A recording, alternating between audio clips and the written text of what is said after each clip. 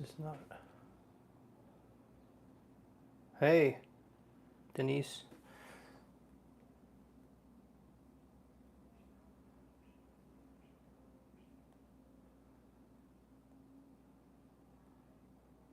Why won't it let me click here?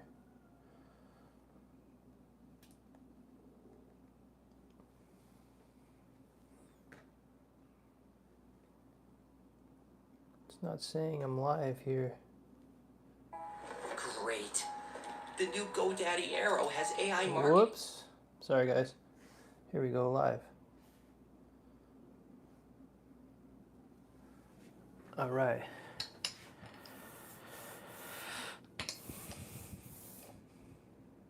No, this is not live. Why won't it let me go to my live stream?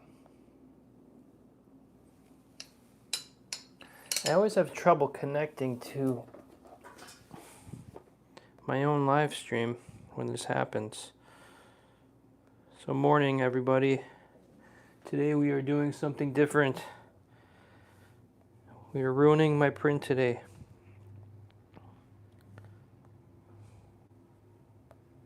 There we go. There we go.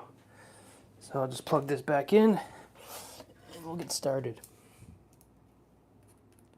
So it's a gray, cool spring day in New York City today. And today we are going to ruin my print with some black ink.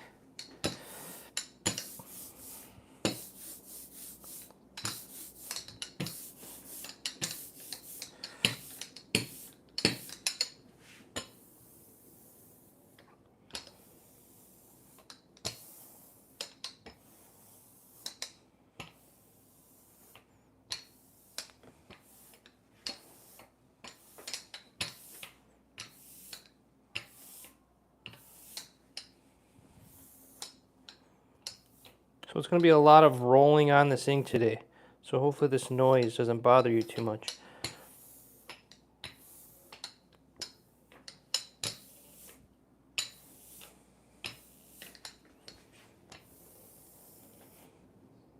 Try to reduce the amount of noise I'm making here. So I have a mixture of blue black, some red earth, and some Prussian blue as my mixture today. So I don't like to just use pure black. I think it's very dead as a color. So I always like to mix in some other pigments into it. So it's a little bit more purple black today.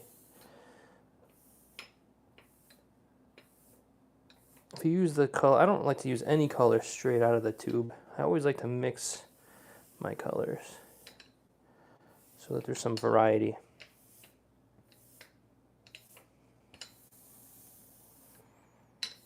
Now this is going to be a base tone for the rock feature in this print.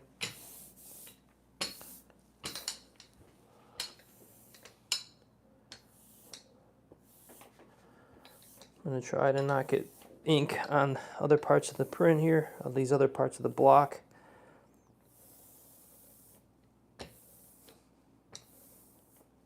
We need a nice, even, healthy application. This wood is just soaking up this ink. I only did one impression so far, just to see, to make sure everything was worked out. I did have to trim some areas along the edge here that were a little off. So I did that off the camera just to make sure everything was set up, so I didn't have to bother with it while I was on this live stream.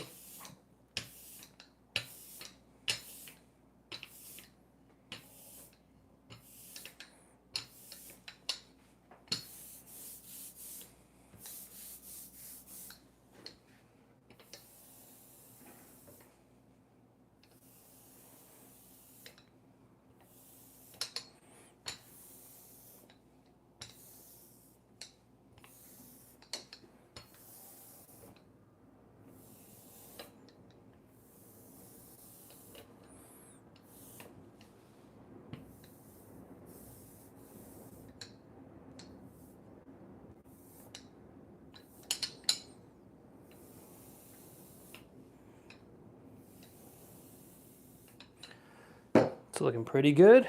Gotta get a paper towel. Make sure these edges are clean. Marius.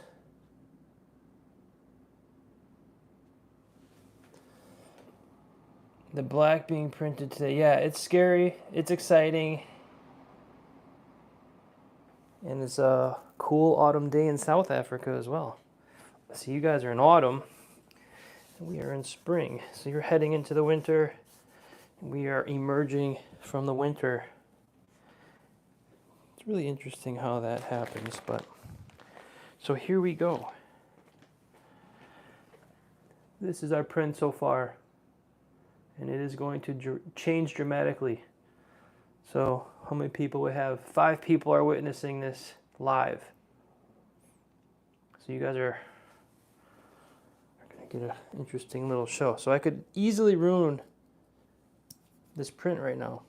Easily. All the work that I've done so far. Oh, like doing that. Like setting the paper down improperly. There you go. There's mistake number 1. I'm like nervous. I had 2 cups of coffee. I'm a little shaky. So I gotta be careful. So I'm gonna lightly, I have a little light ball bearing. I'm just gonna gently press this down, working from the Kento up towards the top portion of this print. I'm just going to get this paper set onto the pigment, onto the ink, gently. That's all it takes. I'm going to take this to the press today. I'm using my press. I have it set at a fairly light pressure, so I will be off camera for a minute. So just bear with me. It just only takes a minute, a couple seconds. So I put the cardstock down, putting the felt over the print. And now I'm running it through first time, and then I run it back again, twice. One in one direction, one in the other. I'll bring the camera over here for one of them in a few minutes. So let me just get a couple of these done, and then I can show you. So the block is coming back to the table now. I could do this by hand, but the press is so much easier for this large piece. So now we have 7 people. Yeah, I need coffee. It's an important part of my day. Anyways, here we go. Here's the, let's go from this edge. Here's the reveal. Whoa. I'm going to move this out of the way for a second so we can lay this down. And we can see what's going on here. And there it is. I just ruined my print.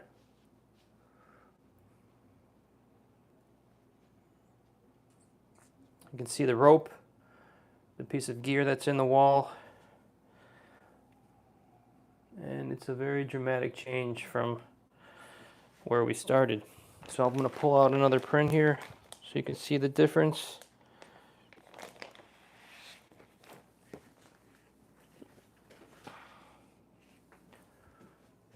That's the difference in what we're doing today.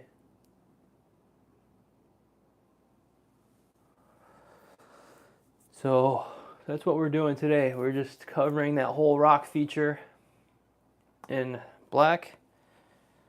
And then we're going to be building the light tones one step on top of the. I think there's 7 impressions that are going onto this. So this is 1, and there'll be 6 other values coming towards a lighter value.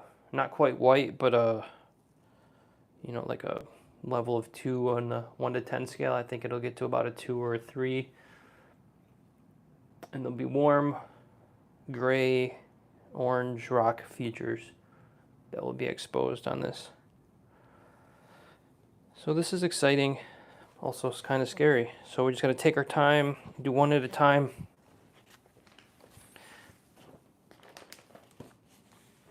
So thank you for being here and being a part of this process. You know, I could run it again and get it super black, but I kind of like a little bit of light showing through. I would rather have a smaller application, a lighter application of pigment on it for the base tone. I don't want to oversaturate it with oil pigment right off the bat. So this is plenty dark enough for what I'm doing. So these will be the darkest darks in the rock features. So the deep cracks and the overhanging feature. There's some dark corners and some crevices that will be revealed with the next impression, which should be tomorrow. I hope. I'm hoping to get the next one done tomorrow. So that's pretty cool. I'm drying. So I moistened this paper the same way as I did with the mokuhanga, because I want that paper to expand at the exact same rate as it did when I was doing the mokuhanga. So everything's the same. I have all the paper moistened, it's in the pack, and it's the same exact process, except I'm using oil and I'm using the press. I did use the press in the beginning of this.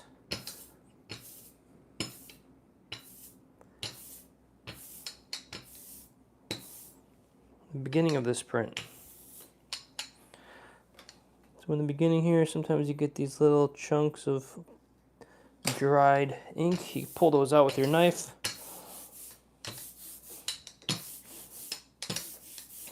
Hopefully that noise isn't too bothersome for you. There's another chunk on my roller. You see that there? Got to get that off. That's the only problem with oil, is it gets a lot of stuff gets into it. Kind of drives me nuts. Like if you're a perfectionist, that could drive you crazy.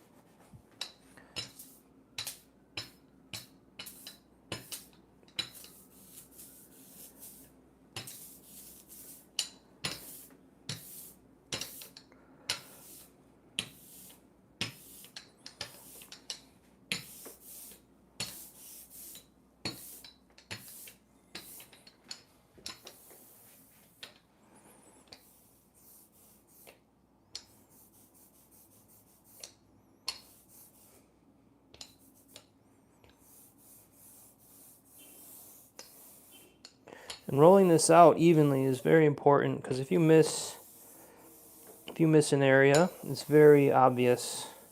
It looks like it's all covered equally, but it's not, because this oil is soaked into the fibers of the wood a little bit. And if you miss an area, it will be obvious. I'd say 95% of this black is getting covered up, but it's nice to be consistent and just keep control. It's good practice to just remain in control. This is a different kind of printing technique than the mokuhanga. It takes a different skill set, keeping this roller flat and level, and controlling the edges of it so you don't get ink on the margins.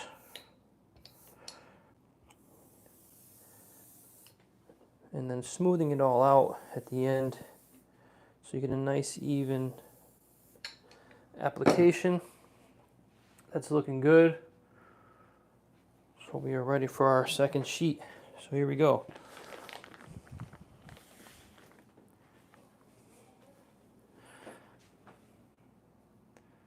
Here we are. I have to get low here. This table is quite low. It's a little harder to get this in the registration. Lay this down smoothly. Again with our ball bearing. This is a very light. These bearings are barely sticking off the surface. So this is just to get it pressed down so the paper doesn't move when I put it in the press.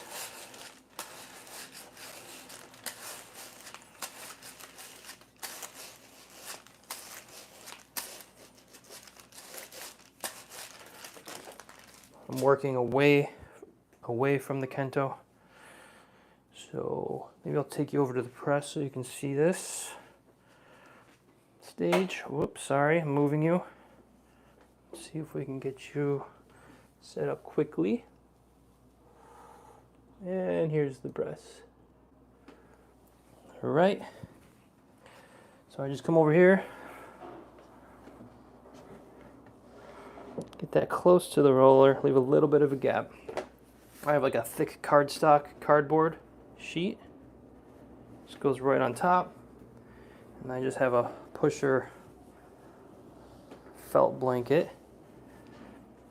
Put my hand down, it's on top of the image. Get this started. I can feel the pressure. And as it comes off there, I just put it back in. Send it back for another pass. Just remove the felt, cardstock, and that's it. Super easy. I'll bring this over here. I'll bring it back over here so you can see the reveal.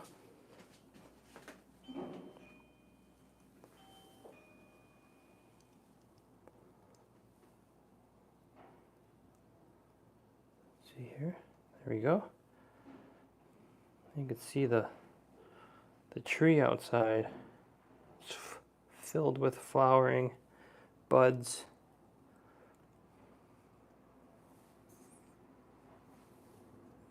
Get you set up here again. All right. Now we can peel this off. Sorry for all that shakiness.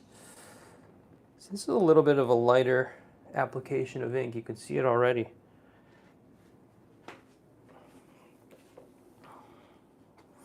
Let's move this so we can have a look at it.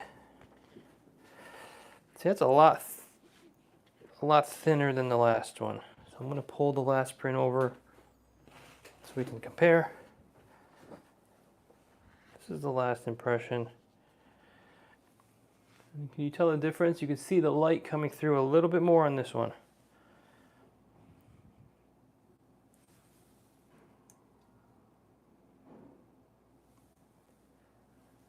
It's not too much of a difference, but I would like it to be more on this value, I think.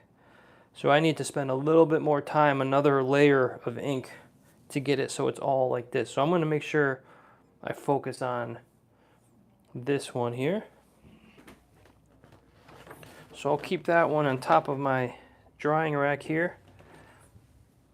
And I'll use this as the gauge for the value. I like a little bit of the paper showing through.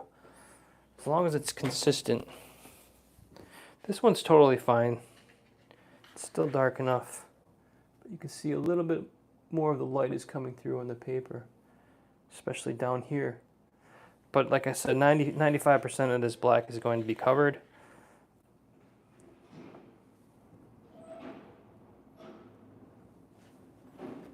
It's looking good.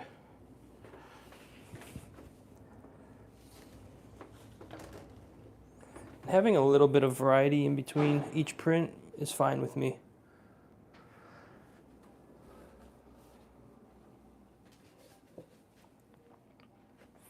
So I will spend some more time loading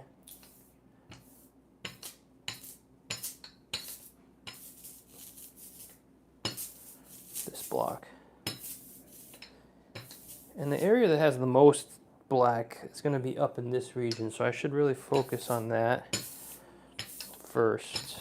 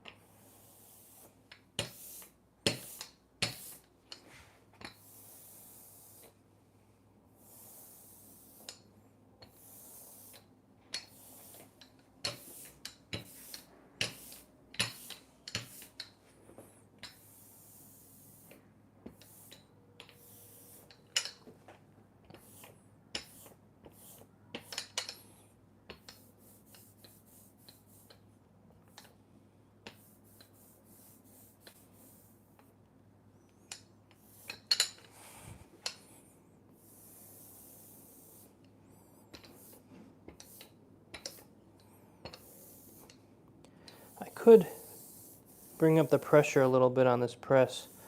Maybe just make it a little bit more pressure. I might just give it like a 1/8 of a turn just to get a little bit more pressure. Seems a little light. So I'll try that this time. So after you apply, hey, from Germany, welcome.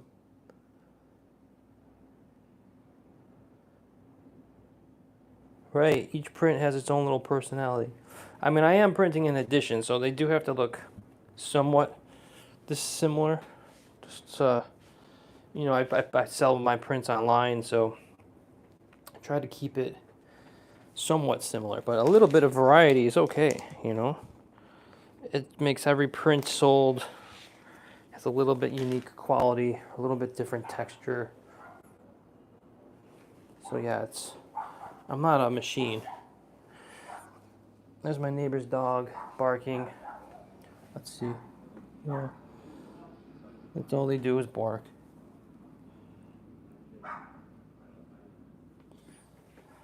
Little dogs.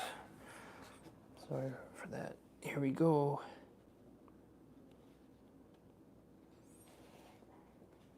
I like New York City, I just don't like the noise. I like quiet nature, birds, wind.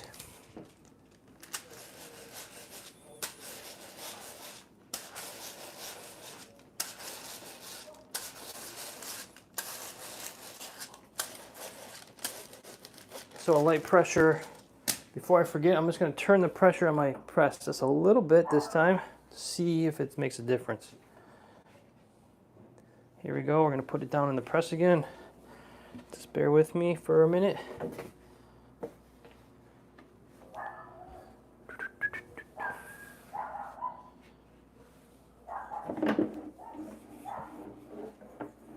So once it goes through once, yeah, I could feel the pressure difference. Just that little bit of a turn makes a big difference. So we'll see if it makes a difference on the impression. So far the registration has been good, so that's good. So here we go, here's the reveal. It's looking good so far. Move this out of the way for a minute. And there we have it. That's really nice. That's exactly what I'm going for. So a little bit more application of ink, tiny bit more pressure. So if we pull the one that we're comparing it to, put it next to it, you can see the very close similarity. Very close. Now that's what we're going for. Some consistency. Yeah, I'm super happy with this. This is really going to be exciting.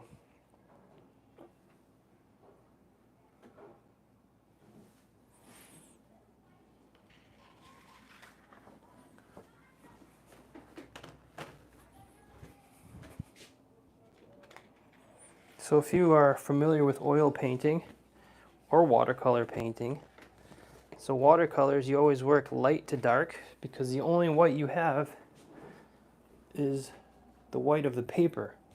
So you naturally will work light to dark, and you're layering pigments.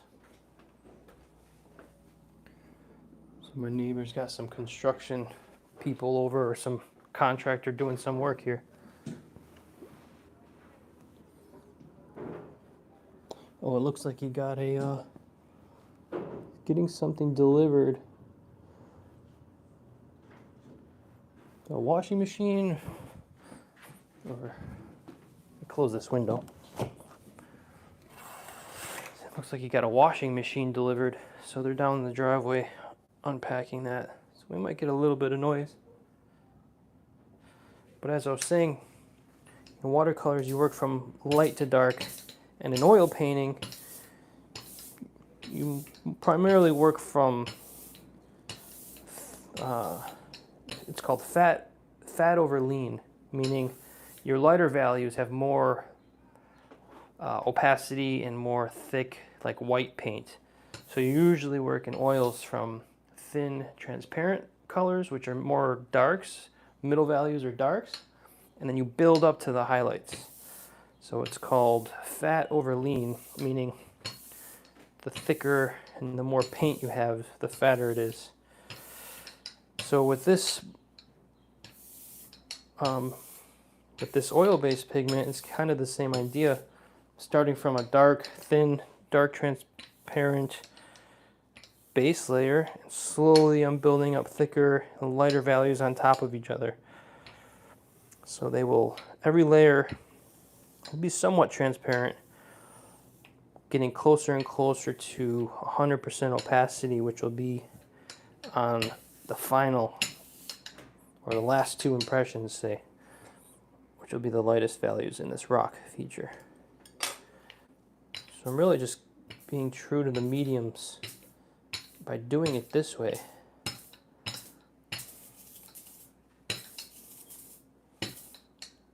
And we should get an interesting effect.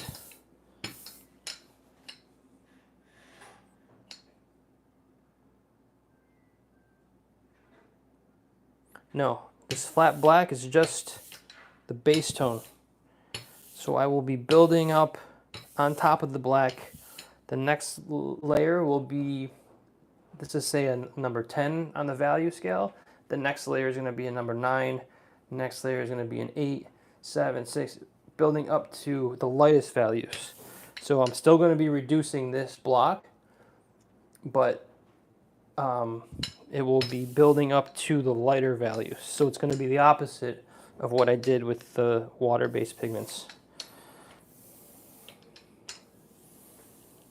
So I have 7 more, I think 6 more impressions after this. And this, well, and then we have to do the rope and that little piece of gear at the end. That'll be our final touch.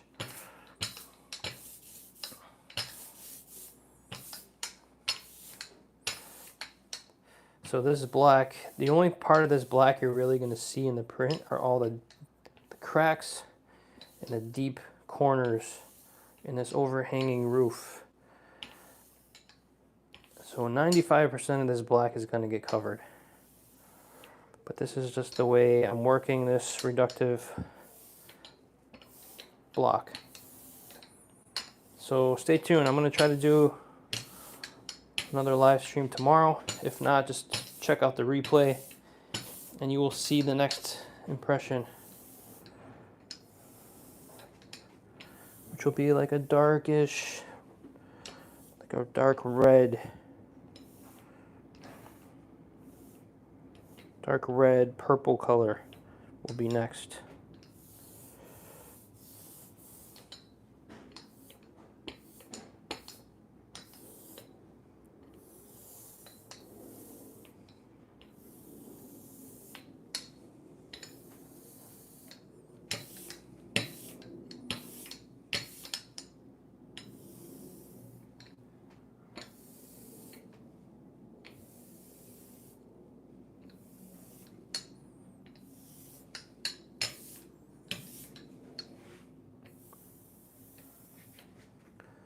And our friend Worth isn't here today. He's the guy that's in this print. He's my climbing partner. He's actually out there probably trying to get some climbing in today. Even though it's raining and wet, maybe he's out there trying to get some pitches in. But it's not a very nice day for climbing, so today's normally the day I travel upstate and get outside and get some climbing in with him. But today's rainy, windy, chance of showers all day, so I decided not to waste the day for unpleasant conditions. All right, we're at 11 people. So if you're new to this stream, let us know where you are and let us know how you're doing today. All right, so here we go. The print's going down.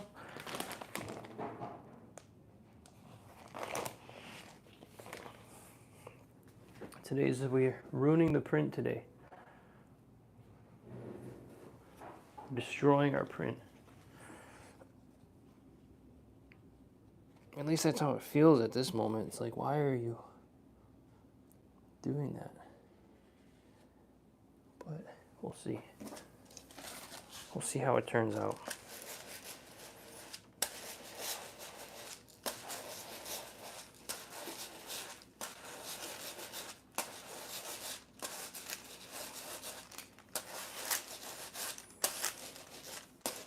So I just press that down lightly so that the paper doesn't move when I put it into the press. So I'm going to take this over to the press. So bear with me for a moment. I could use a traditional Baron, but it's physically it's a lot of work, especially for this. To get these oil pigments pressed into the paper, it takes a lot of effort. I will transition back to the Baron as this block reduces and it gets to some finer, when it gets back to some finer details and carving. But for now, with this large area, I have margins. I have this wide margin here and I have this margin here, so that keeps the roller of the press evenly distributing pressure over the surface of the block.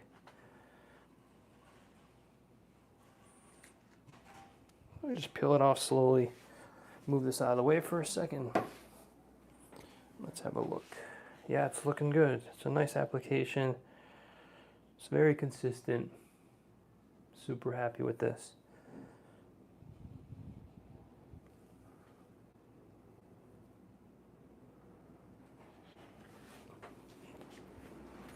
So we've got 4 done. 11 more to go, or so, 12 more to go. So yeah, this is the work for today. And then I have to wash this block off. I gotta wash off this block as well as I can. I'll use some odorless mineral spirits, and I'll probably give this a nice light sanding with some like 600 grit, just to kind of open up those fibers a little bit.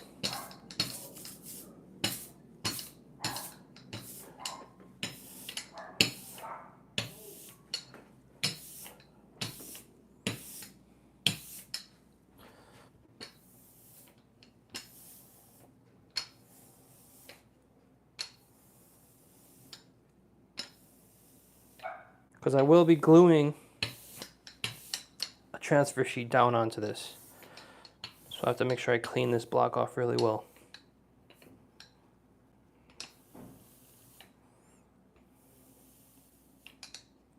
My goal is to get a color printed every day. So that means by next week at this time, maybe next weekend, this print will be complete. And then I'm going to be getting started on the next one as soon as possible. I have 2 prints already planned for, I think I'll be changing over to a little bit smaller format. I'm not sure.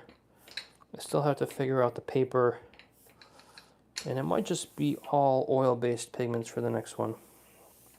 I'll use I have some Kitakata paper that I want to try out.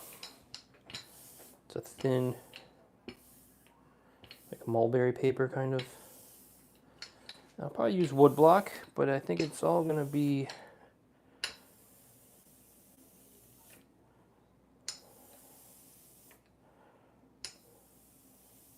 on Shina plywood. I'm not sure. But I have 2 prints almost 100% planned. Just have to figure out how I'm gonna execute them. What kind of paper I'm gonna use, the scale.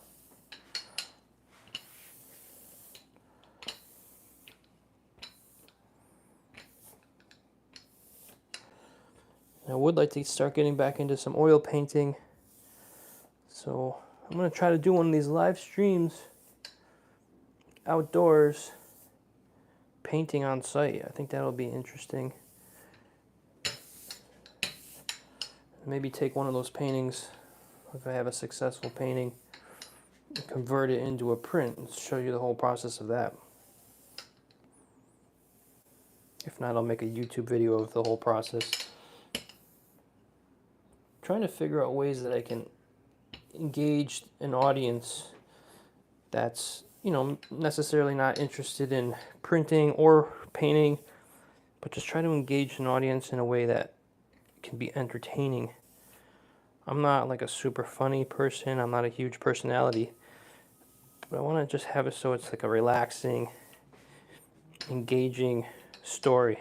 So I think taking the camera out into the field and just showing more of the process might be engaging for an audience. So that's looking pretty good. You can always turn the block and just kind of put it in the light. You can see here, you just put it in the light and you kind of make sure there's no dust on the surface, anything that's obvious. You can see the application. Like here, there might be a little bit more ink needed here, but it's okay. I'm not too worried about it.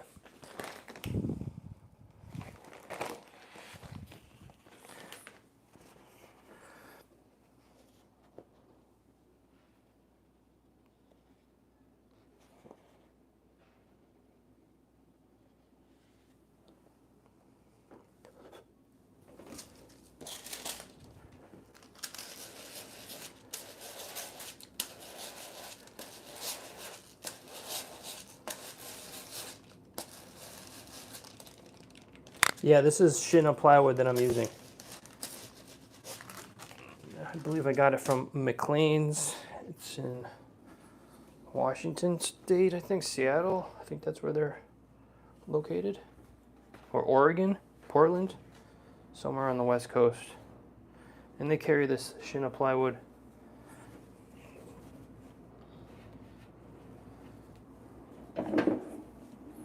So we're running it through the press here. One pass, second pass. And I love using this press. My dad built me this press. And I'm really grateful for his effort, because it saved me so much time and effort. And it's such a great tool to have.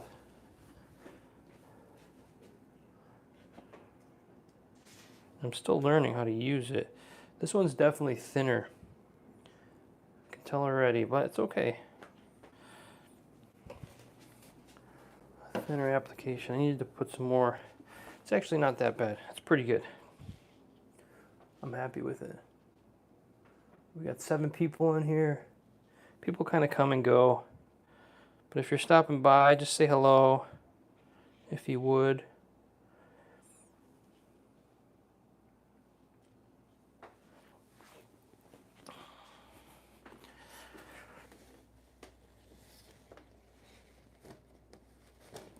Oops. So I added a little bit of cobalt dryer, which is really toxic, bad stuff. It's like smelly. It's not good to breathe in.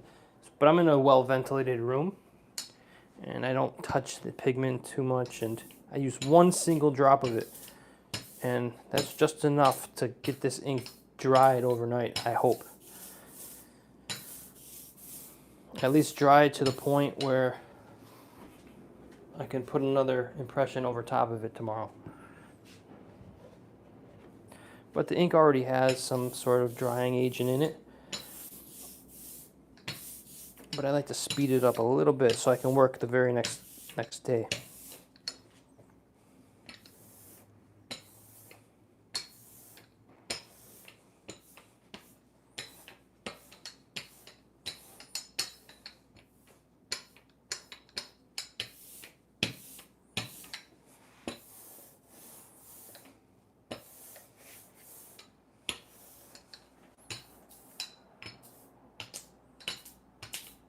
So I need to make sure I grab some fresh ink for every impression. Grab some fresh ink and bring it down.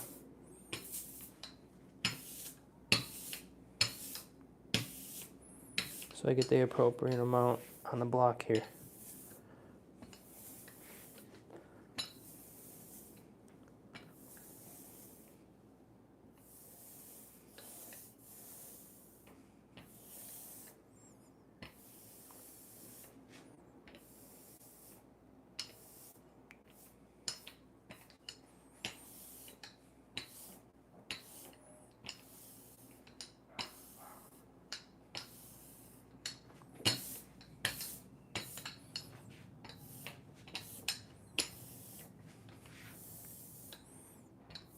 So is anyone out there, has anyone ever worked with lino cut or wood blocks with oil pigment, like a woodcut, traditional woodcut?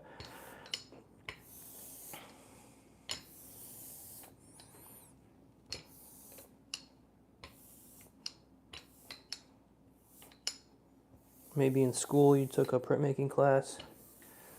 Maybe you've done some intaglio work. That's usually a pretty popular class in printmaking studios.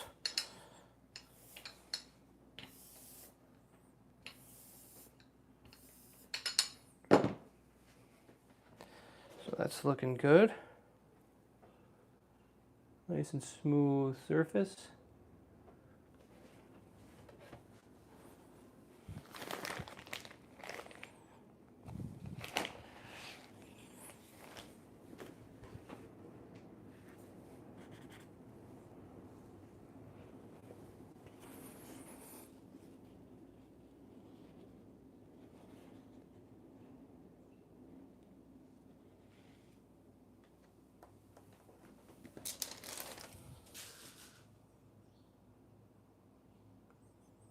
The washable oil paint on the lino, nice. Are you doing like a single color? Are you doing multiple colors?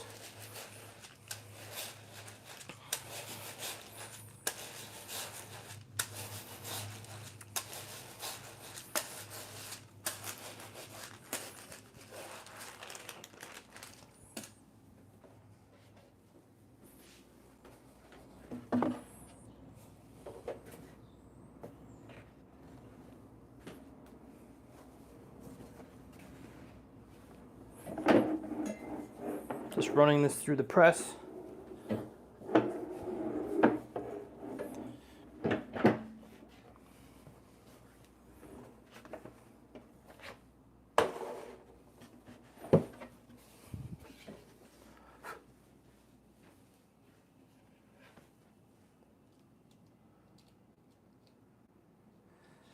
Well, you could do reductive. Reductive's the way to go if you have a registration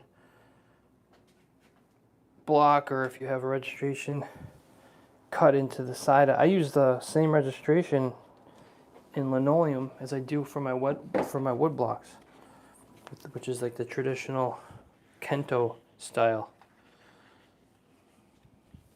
So that's looking pretty good. I wonder if I have one here. I can show you. I do. Somewhere. Oh, here we are. So this was a project I did. I made a YouTube video about it. Where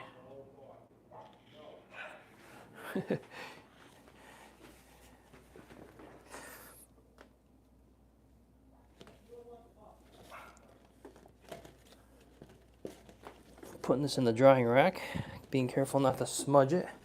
But yeah, I did this project where I took the Hasui design and I tried to replicate the woodblock print with linoleum. And so each one of these has a registration cut, just like traditional mokuhanga or water-based pigments.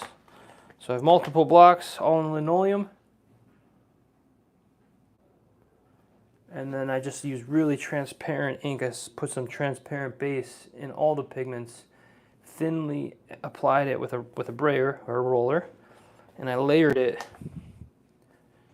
But yeah, you can use linoleum just like you do.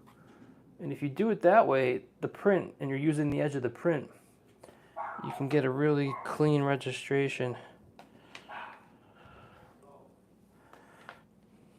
So these are all just lino blocks. That's why I think it's more affordable to just buy a bunch of lino and cut it up. So give it a go. Or at least start with the two. If you do reductive, you can do the same thing. Just use the registration and reduce the block, and it will all line up perfectly. As long as you practice getting it into the corner smoothly and accurately. So I brought that lino out, and that's a problem though. The lino backing has that like twine, nappy like material, and those little strands, the fibers get everywhere. So now they're gonna get in my print. It's the only downside to linoleum. If it's not mounted on wood, it's kind of messy. You get all those fibers everywhere.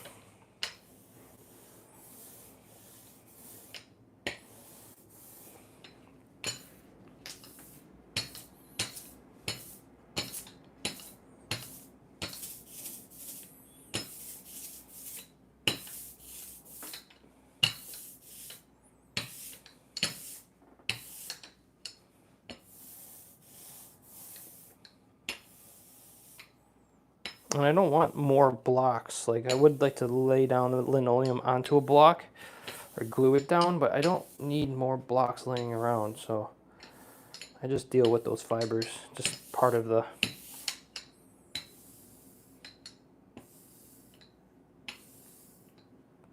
I'm thinking like if you spray the back, I haven't done this yet, but if you spray the back of the linoleum before you start with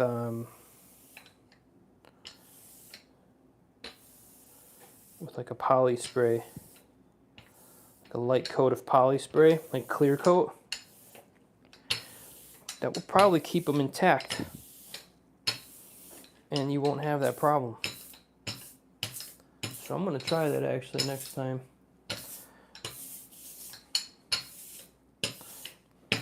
And that's a good idea for a YouTube video.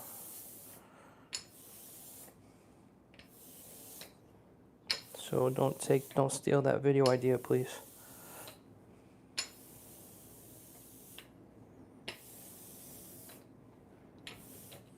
So I got a chunk of something on here. Just make sure I take it off.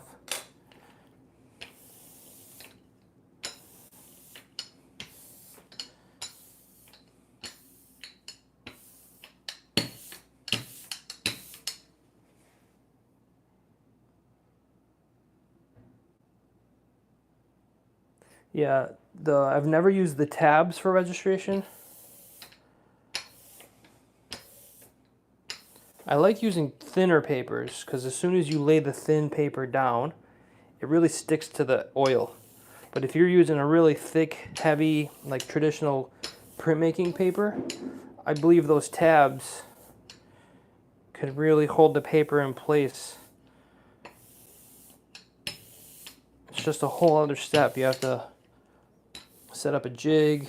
You gotta tape all of those tabs to every sheet of paper. You gotta allow for a little bit more margin, because if you pull the tab off, it could tear the paper's edge. So there's a whole other list of criteria that you have to like plan for. I've never used them, but I am definitely considering buying. I'm going to buy them eventually, especially for larger works. It will kind of hold your paper in place as it's being printed through a press or by hand or whatever.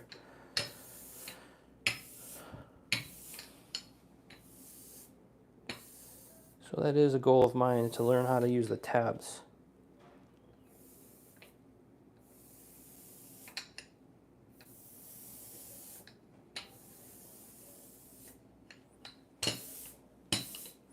But for smaller works in this scale or smaller, you can just use the Kento, I find. Maybe not with a thick. So it depends how much surface area you're printing on too. So if you have a large flat surface area like this, any paper is going to stick to it well. But if you have just little islands of pigment here and there, the paper is not going to stick to it, and the paper is more likely to shift or buckle as you're printing it by hand or on a press.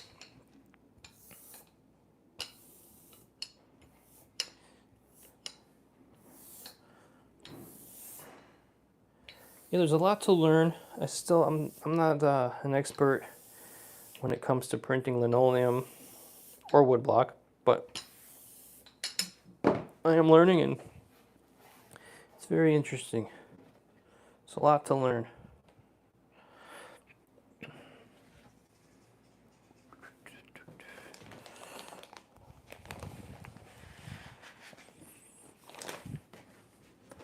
So here we go, another one.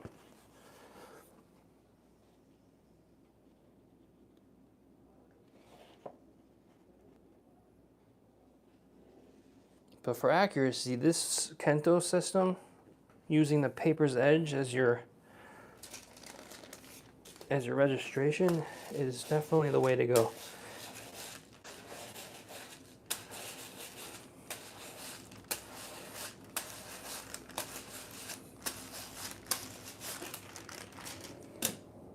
Heading over to the press.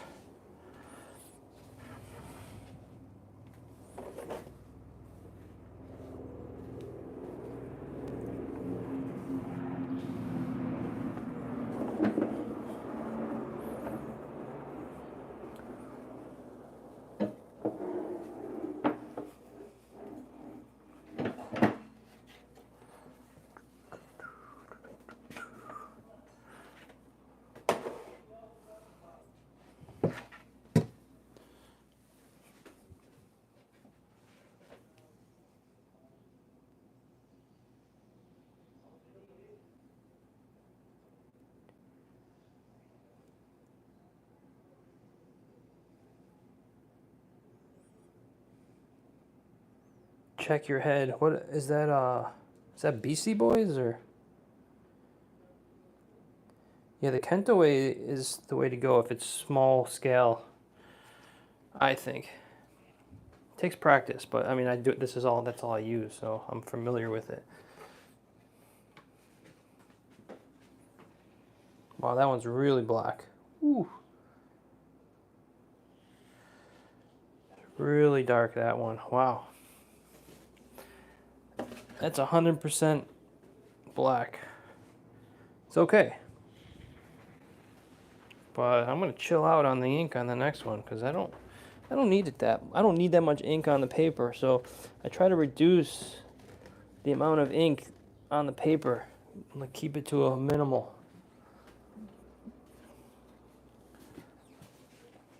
So I think I dipped into my ink twice that time. But the wood is also soaking in this ink, so I'm going to eventually, you don't have to put as much on.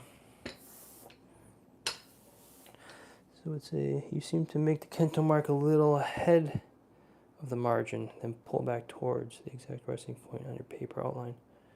Yeah, so you got to hold the paper with your, I can show you real quick. This is a whole other YouTube video. How you place Kento paper into a Kento. So I have a piece of paper here. So what you do is you scissor the paper with your fingers here and here, and then you have your thumbs accessible. So you kind of just hold the paper like this, and then you fold the paper up, and then you first put the corner in, hold it down with your thumb, come over to this, put it in, hold your thumb there, and then you release these fingers.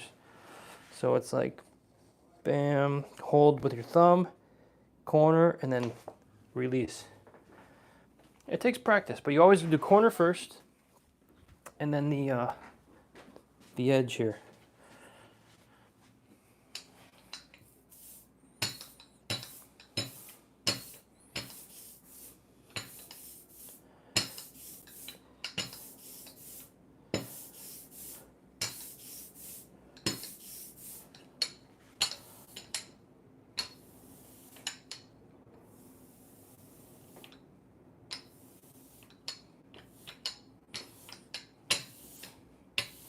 And the only thing about the Kento is you have to make sure this is 90 degrees.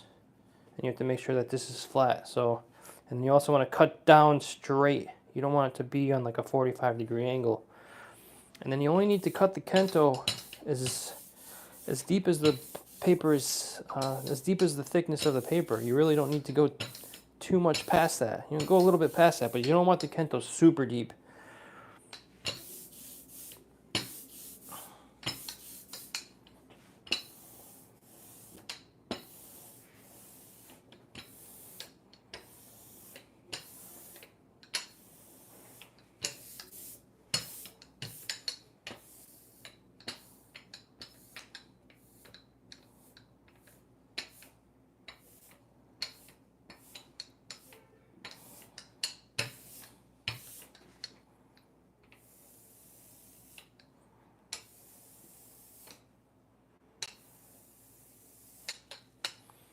Little piece of garbage on my block here.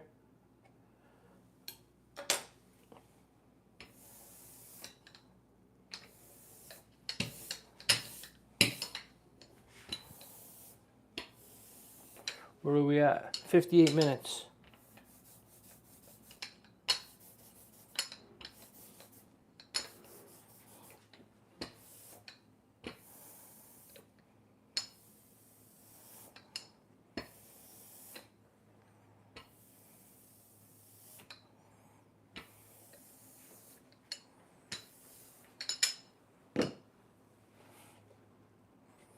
There's a little piece of something here.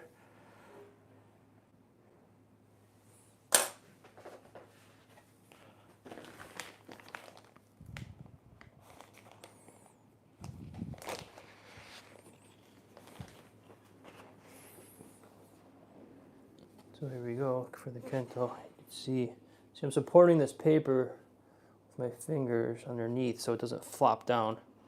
Just getting that corner in there, hold it with my thumbnail, and then pulling some tension until I get it where I need it, and then just lay it down. Still holding it down with my thumbs at this point. And then release gently. And if you do that with a really thin paper like mulberry or kitakata, it is difficult because you have to put more tension, you have to pull tension on it. This has some nice body to it. It's thick, but it's not too thick. And there is some moisture in this.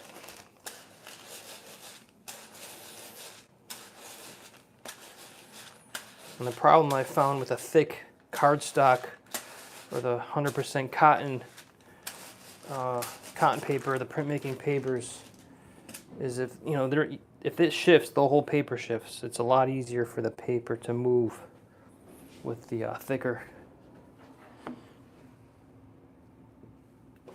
But I'm a big fan of the thinner papers for printing, Japanese papers.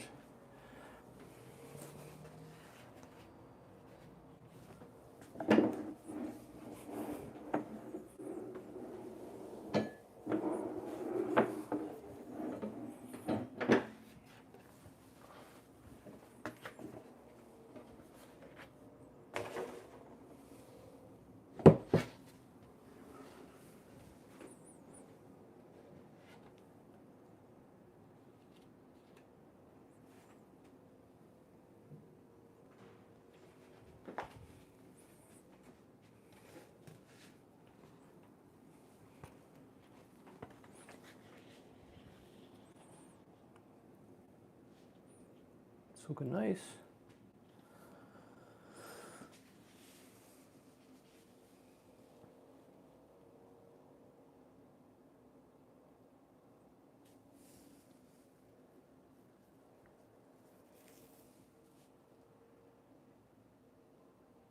Yeah, man, have a good one. Have a good weekend. Jorg. Thanks for joining.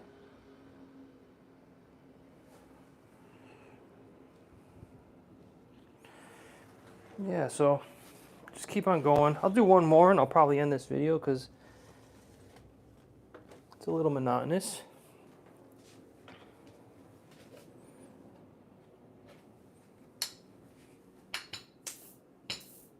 So if anyone has any questions or wants to share any projects that they're working on, feel free to in the chat.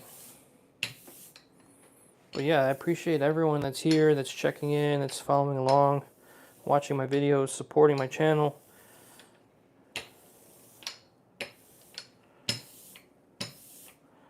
I'm really curious to know what other people are working on.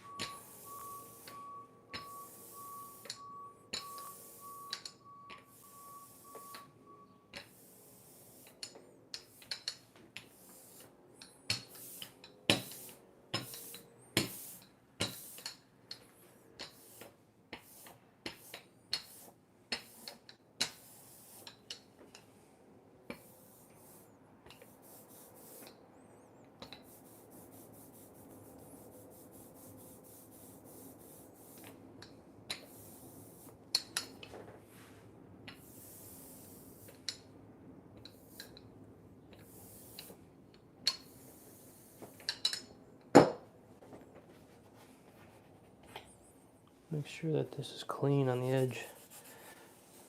I don't want black ink on the margin.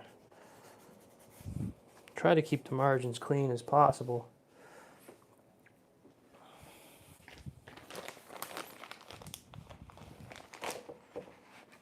Oops, grab 2 sheets. So, oops, here we go.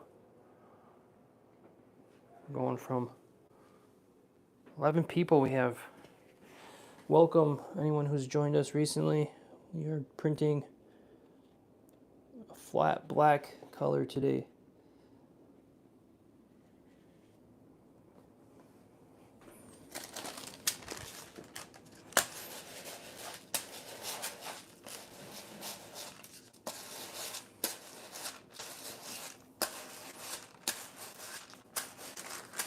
I'm just pressing down the paper. I'm going to bring it over to the press for one more. And then I'm going to run this through the press. Oops. Sorry for all the movement. Let's get you set up here. So you can see, whoops. It's telling me to, all right, here we go. There we go. That's pretty clear. So we'll put this bad boy down. Get it close to the roller, about an inch away from the roller. I have this thick cardstock here. And then I'm putting this felt on. Just holding the artwork down. Get this activated.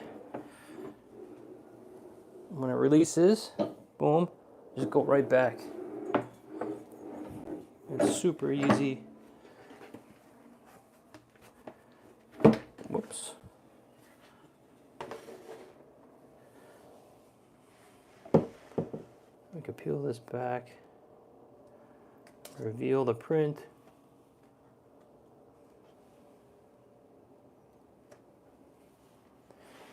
I'll bring it back over to the table here. So yeah, that's the press. It's nothing too exciting, but at least you can see how that works.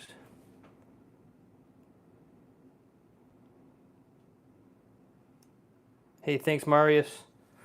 Enjoy your weekend. Have a good night.